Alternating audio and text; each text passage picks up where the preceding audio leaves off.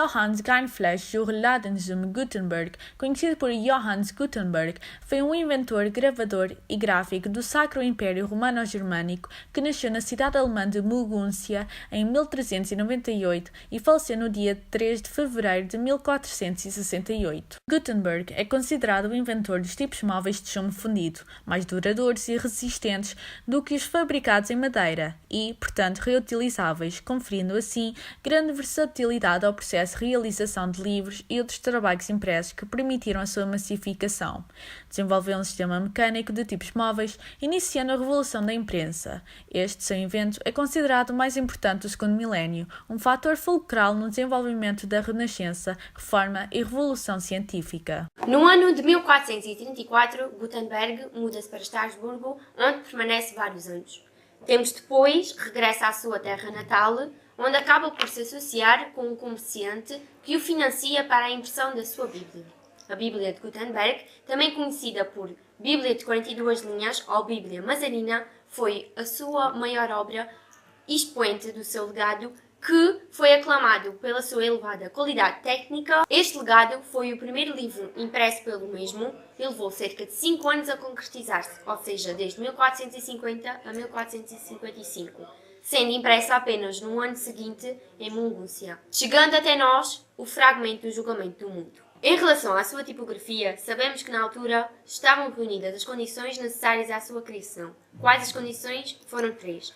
Entre elas, a autoridade central tinha falta de um meio rápido para poder difundir as mensagens e as suas diretivas. A burguesia tinha necessidade de uma larga difusão de conhecimento e de informações acerca de assuntos do comércio, e ainda o renascimento humanístico cultural da época tinha falta de universidades, de debates e até mesmo de livros. Ora, a junção destas condições sociais e económicas resulta no advento da reprodução mecânica da escrita. Contextualizando um pouco acerca do surgimento da tipografia, calcula-se que esta tenha surgido cerca de 10 anos antes da tipografia que Gutenberg lançou.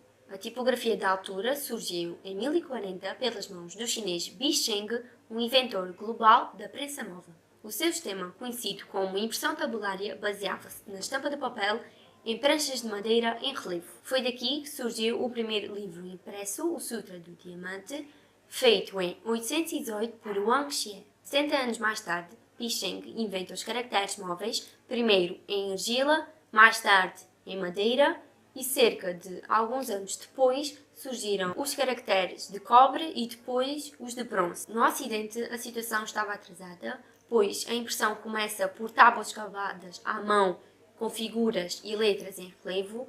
Isto era a xilografia que os árabes e os chineses já há muitos séculos conheciam. O inventor alemão deu o passo necessário a reinventar a tipografia e a aperfeiçoá-la quando a sociedade mais carecia dela.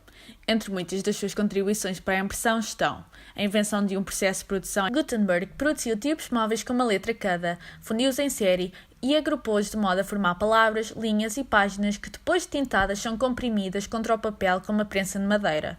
Deste modo, era possível produzir em poucas horas centenas de páginas que equivaliam a meses de trabalho dos anteriores copistas e que permitiram maior acesso às obras, uma vez que se tornaram mais baratas.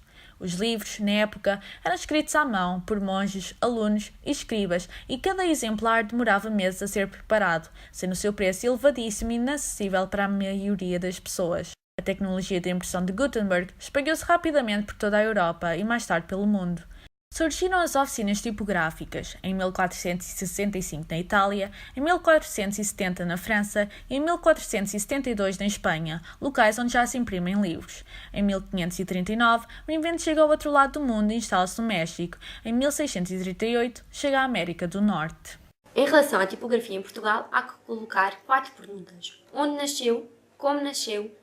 Como é que nasceu e por quem é que nasceu? Em Portugal, a arte da impressão começou em 1487 pelas mãos do judeu Samuel Gacon, que criou o Pentateuco, o primeiro livro impresso no país. Até 1496, as tipografias em Portugal estão encerradas devido à expulsão dos judeus do território nacional, mas são estes que vão estabelecer as primeiras oficinas tipográficas em Leiria, Faro e Lisboa.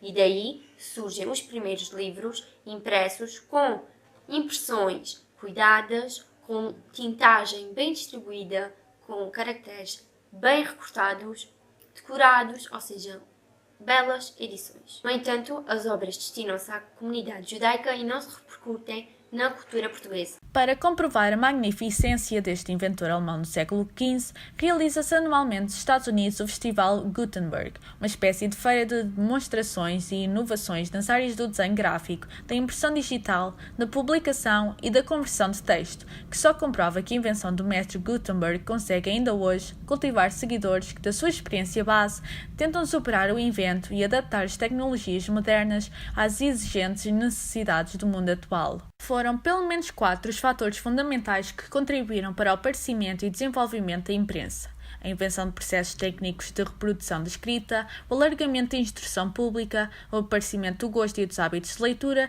e a generalização do interesse ou da curiosidade pelo conhecimento do desenrolar dos acontecimentos mais significativos. A partir de 1622, dá-se o aparecimento de periódicos em vários países, principalmente europeus. São exemplo disso mesmo a Gazette de France, Paris, 1631, o primeiro semanário de Florença, 1636, e o de Madrid, em 1661, e também o jornal criado por Pedro o Grande, na Rússia, 1703. Segundo o escritor e político José Manuel Tenganinha, há 3 períodos da história da imprensa portuguesa.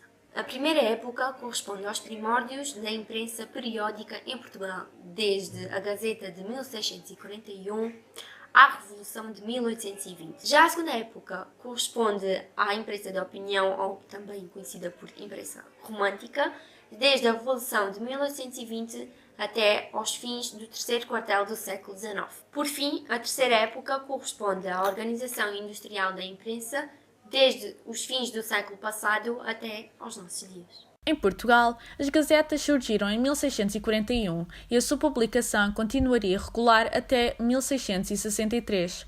Estavam subordinadas aos interesses políticos dominantes, por isso eram aparelhos ideológicos do Estado. O público era maioritariamente constituído por cidadãos instruídos da burguesia e da aristocracia. As primeiras publicações ficaram conhecidas por Gazetas da Restauração. O século XIX representa um lato impulso da imprensa portuguesa, pois, se por um lado a situação social, económica e política era favorável, como por exemplo, alargou-se a instrução pública, os centros urbanos desenvolveram-se e introduziu-se o sufrágio que, ao abranger novas camadas sociais, abriu o seu interesse sobre os acontecimentos nacionais, por outro, a difusão das primeiras ideias socialistas adquirem relevância no seio da classe operária. A imprensa romântica em Portugal ganhou prestígio e impulsionou-se quando Dom João VI promulgou a lei da liberdade de imprensa. O jornal começou a ser discutido e lido em grupos afiliados com uma ideologia, e dentro destes grupos tínhamos indivíduos que pertenciam às ditas profissões liberais, como professores, médicos e outros, e este público tornou-se o grande público-alvo e leitor regular dos jornais noticiosos. Escritores como Almeida Garrett, Alexandre Herculano, Ramalho de Ortigão e Eça de Queiroz são intelectuais que marcaram, sem dúvida, esta segunda fase de evolução da imprensa lusitana. A imprensa romântica portuguesa sintetiza cerca de 6 progressos distintos, nomeadamente na técnica tipográfica, na apresentação gráfica, no conteúdo das publicações, na afirmação da profissão de jornalista, na qualidade dos textos e na descentralização do jornalismo. Em 1860 é adotado o primeiro prelo a vapor pelo jornal Comércio do Porto, que teria sido inventado em 1814 pelo alemão König. O formato dos periódicos altera-se, passando-se para o tamanho maior, in fólio, permitindo a divisão em várias colunas e tornando a paginação mais atraente. A liberdade da época romântica cria espaço para a divulgação de temas da vida cotidiana, e assim nascem jornais literários, científicos, rurais, militares e até um correio de damas, em 1836. O norte-americano Benjamin H. Day é o principal impulsionador da imprensa industrial, quando anuncia um novo jornal barato, vendido em números avulsos e sem assinatura anual, o famoso New York Sun. Os Estados Unidos da América são os pioneiros da invenção que revolucionará para sempre a imprensa, o telégrafo de Samuel Morse. Assim, surge a ideia de fundar agências noticiosas que fomentaram a inserção da publicidade nos jornais, como a agência Havas, 1832-1834. O grande salto e impulso da imprensa romântica deu-se quando Dom João VI promulgou a Lei da Liberdade de Imprensa. O jornal começou a ser discutido e lido com grupos fidelizados a uma ideologia, nomeadamente os indivíduos das profissões liberais, professores, médicos e outros, que começaram de facto a ter um papel determinante e a comprar e a ler regularmente as notícias e os jornais. Existem 4 períodos divergentes da imprensa nacional na época industrial. O primeiro é marcado pela gênese a 1 de janeiro de 1865 do Diário de Notícias por Eduardo Coelho. O segundo corresponde à imprensa do Estado Novo, obviamente obstruída pela censura prévia. O Portugal do pós-25 de Abril com a abolição da censura e, por fim, a imprensa desde o término do PREC, processo revolucionário em curso, com a instauração de um sistema semi-parlamentar e pela liberdade política, económica, social e cultural à atualidade. No decorrer da fase industrial da imprensa, a imprensa operária e sindical atingiu seu auge. Com o despolutar da Revolução Socialista Soviética em 1917, a imprensa é utilizada como um meio que expõe a função e o funcionamento do órgão partidário. De facto, o telégrafo permitiu noticiar rapidamente notícias registadas a milhares de quilómetros. Já a publicidade tornou-se dona da imprensa, sendo a sua principal fonte de financiamento.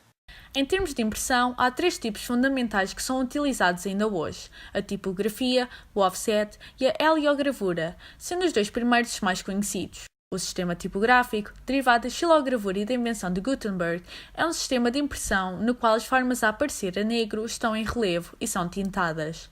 As letras aparecem no papel devido a uma pressão que comprime o papel contra essas formas. Este tipo de impressão assemelha-se a um carimbo. O sistema heliográfico, inventado em 1895 por Click e Fawcett, tem as formas a aparecer cavadas. As mesmas retêm a tinta que depois vai ser absorvida pelo papel quando forem comprimidas. O sistema offset, inventado em 1904 por Rubel, baseia-se numa placa quimicamente tratada que, nas partes sensibilizadas, tem a propriedade de atrair a tinta e repelir a água. A chapa offset é comprimida contra um rolo de caucho, que é comprimido contra o papel, deixando a tinta nos locais onde deverão aparecer as letras. Como a água não vai aderir ao rolo de caucho e, por isso, não irá molhar o papel, apenas ficarão gravadas as letras a negro. Cada um destes sistemas tem as suas vantagens e desvantagens. Contudo, a heliogravura é o processo mais perfeito e o mais dispendioso dos 3. O arquivo do jornal New York Times contava com 100 pessoas e o do Daily Mirror de Londres contava com 50 pessoas e estava aberto 24 horas por dia. É por isso que o arquivo moderno era cada vez mais uma realidade dos meios de comunicação. O chefe do arquivo devia classificar e marcar os temas a guardar. Eram precisos conhecimentos e alguma intuição para saber os que mereciam ser guardados. Cada vez mais vai havendo uma investigação sobre os mass communications. Esta investigação é recente, tem cerca de 3 décadas. O investigador procura dados empíricos para criar generalizações fortes. E hoje existem cada vez mais teses, manuais, trabalhos de investigação e ensaios sobre o tema. No final do século, as tendências mudam uma vez mais. Desta vez a tecnologia alia-se ao jornalismo, começando uma era eletrónica. A automatização funciona com um computador, fazendo com que o sistema de fotocomposição se vulgarize. A fotocomposição é outra grande conquista de grande importância. Durante o ano de 1993, há vários jornais a instalarem o sistema de fotocomposição. As datilógrafas, compositoras, recebem os textos vindos da redação e datilografam os textos controlando os resultados no ecrã. Estes eram conservados em disco magnético e, depois de revistos, são de novo chamados ao ecrã para correções. Finalmente, são enviados ao computador central que controla a fotocomposição dos materiais. No século XIX, surgem as primeiras empresas dedicadas à recolha de informações sobre a atualidade, às quais são vendidas aos jornais de todo o mundo. O surgimento destas agências acompanha o desenvolvimento do capitalismo. Surgem em países em que o capitalismo industrial é pioneiro, como a Inglaterra, Reuters e França, Agence France Presse. Estas agências prestam serviços de objetividade, rigor, atualidade e rapidez, sendo as duas últimas muito fundamentais. A objetividade e o rigor são a garantia de os serviços serem utilizados por diferentes clientes de vários setores, tanto político, ou social. Outra característica é a rapidez. Costuma-se dizer que o jornalismo das agências é feito a alta velocidade. Portanto, a qualquer hora, há sempre um jornal ou uma estação a requerer os serviços da agência. Ou seja, não há horas mortas nas agências. A Agence France Presse, fundada em 1835, é uma agência de notícias francesa, considerada uma das mais prestigiadas no mundo. Então, há 3 tipos de agências. As agências mundiais, que cobrem o mundo, ou seja, enviam e recebem notícias para todo o mundo. Só há apenas 5 agências nesta categoria, sendo a maior delas a norte-americana United Press International. As agências internacionais que cobrem um conjunto de países, uma região ou um continente têm aí correspondentes e delegações. E também temos as agências nacionais que asseguram as notícias de um país, que por vezes têm contratos com agências internacionais. Este aparelho de telex, servia para receber constantemente notícias de todos os cantos do mundo. Podia receber qualquer coisa como 300 a 400 notícias por dia.